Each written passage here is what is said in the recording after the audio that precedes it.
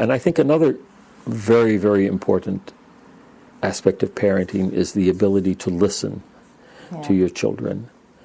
And listening, we often think of Tudo listening julgado as por uma passive. We comissão kind of formada. sit back and allow the words to enter our ears and our brains. But there's such a thing as active listening or empathic listening, where you as the listener actually work hard to imagine how it is for that person, that child, to be telling you the story they're telling you, or to be sharing their feelings, or perhaps sharing a sense of guilt or shame or whatever, and to listen actively with love that is non-judgmental, but that really works hard at paying attention.